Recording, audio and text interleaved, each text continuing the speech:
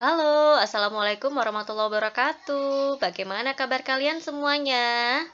Welcome bulan Agustus, bulan kemerdekaan. Nah, anak-anak, sekarang bulan Agustus kita merayakan kemerdekaan Indonesia pada tanggal 17 Agustus ya anak-anak. Kita patut berbahagia. Bersama Bu Guru Nuril. Hari ini Bu Guru akan mengajak kalian belajar bersama tema 1, subtema 3, pembelajaran 2.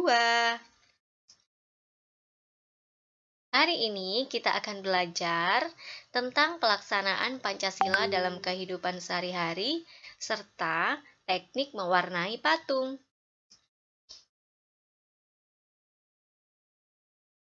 Anak-anak, sila-sila Pancasila dapat kita terapkan dalam kehidupan sehari-hari. Misalnya, pelaksanaan sila Pancasila dalam menyayangi hewan dan tumbuhan. Nah, sebelumnya kalian sudah belajar mengenai pelaksanaan sila Pancasila dalam kehidupan sehari-hari yang berkaitan dengan lingkungan keluarga, lingkungan sekolah, maupun lingkungan masyarakat. Nah, yang akan kita pelajari hari ini yaitu pelaksanaan sila Pancasila dalam menyayangi hewan dan tumbuhan, yang mana hewan dan tumbuhan ini juga sama-sama makhluk hidup seperti manusia. Contoh pelaksanaan sila-sila Pancasila dalam menyayangi hewan dan tumbuhan antara lain sebagai berikut. Nah, pertama, sila pertama Pancasila, ketuhanan yang Maha Esa, yaitu kita harus melindungi dan merawat hewan sebagai tanda syukur kepada Tuhan Yang Maha Esa. Ya, sebagai tanda syukur kita bahwa kita telah diberikan kesempatan untuk memelihara hewan, ya.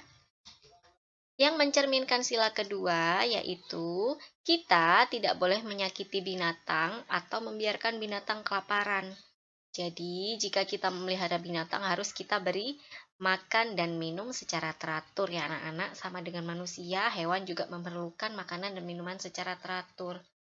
Dan kalian juga tidak boleh pelit jika ada kucing liar atau ayam liar ya. Jadi diberikan makanan. Sila ketiga yaitu Persatuan Indonesia juga harus mencerminkan persatuan Indonesia terhadap hewan. Apa itu? Ya, kita harus bangga ya terhadap hewan-hewan asli Indonesia yang unik dan beragam. Pada pembelajaran sebelumnya kita sudah mempelajari tentang hewan langka ya. Nah, kita harus bangga ada hewan-hewan itu di negara kita.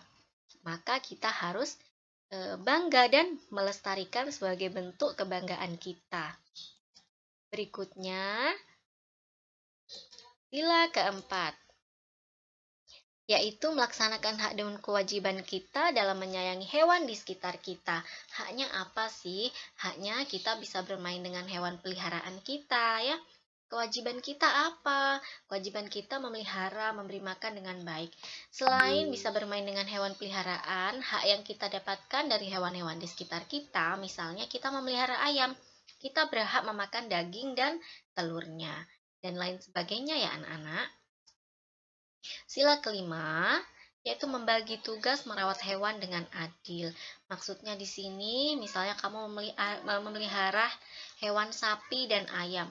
Kamu lebih sayang dengan ayamnya daripada sapinya. Ayamnya diberi makan setiap hari, tapi sapinya tidak. Maka itu tidak adil ya anak-anak.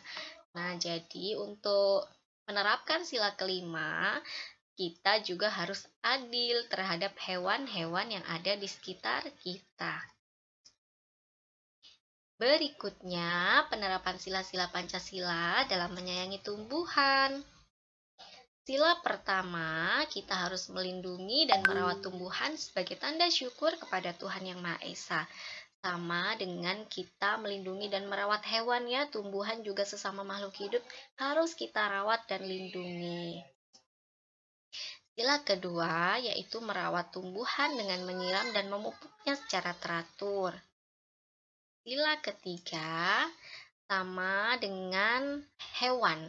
Kita harus bangga terhadap tumbuh-tumbuhan asli Indonesia yang unik dan beragam, yang belum tentu ada di negara lain, anak-anak. Jadi kita harus melestarikannya. Berikutnya, Sila keempat Pancasila harus melaksanakan hak dan kewajiban kita dalam menyayangi tumbuhan di sekitar kita. Haknya, kita dapat menikmati tumbuh-tumbuhan di sekitar kita sebagai bahan konsumsi. Ya, dan masih banyak sekali manfaat lainnya. Kewajiban kita ya harus kita rawat, ya, kita rawat dan pelihara. Yang mencerminkan sila kelima yaitu membagi tugas merawat tumbuhan dengan adil. Sama dengan merawat hewan, kita juga harus adil terhadap merawat tumbuhan. Berikutnya anak-anak, kita akan belajar tentang teknik pewarnaan patung.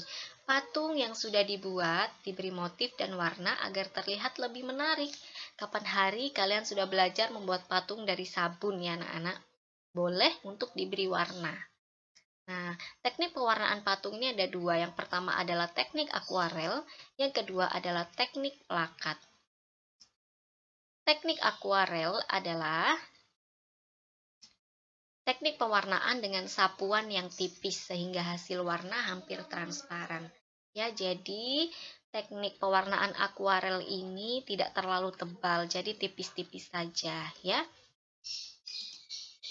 Berikutnya, teknik plakat. Kalau teknik plakat ini kebalikannya dari teknik akuarel, yaitu teknik pewarnaan dengan sapuan yang tebal dan komposisi cat yang kental sehingga menghasilkan warna yang pekat. Nah, ini adalah teknik pewarnaan patung ya anak-anak. Nah, anak-anak, hari ini kita sudah belajar tentang penerapan nilai-nilai Pancasila terhadap hewan dan tumbuhan di sekitar kita serta teknik pewarnaan patung. Selamat belajar ya anak-anak, silakan mengerjakan tugas yang diberikan ibu guru atau bapak guru. Sampai ketemu lagi anak-anak. Tetap semangat, jaga kesehatan. Terima kasih. Wassalamualaikum warahmatullahi wabarakatuh.